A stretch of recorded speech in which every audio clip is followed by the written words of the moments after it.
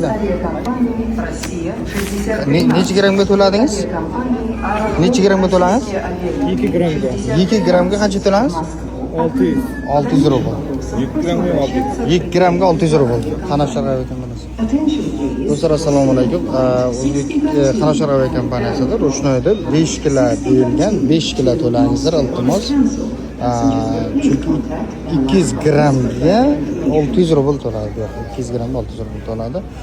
Akalar, xo'p, biz Qanashar aviy kompaniyasida 5 kilo deb yozilganmiz. 5 kilongizlar.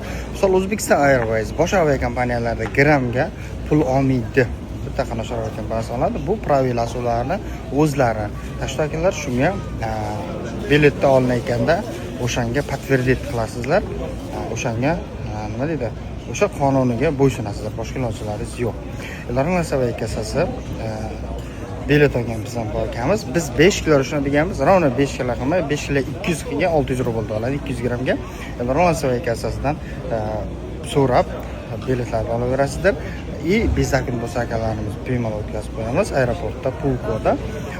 Adreslarimiz aeroport Pulko 2-etaj, 2-kassa, terminal 2, keyin metro Devinkada. Qanday qilamiz sotib oldi?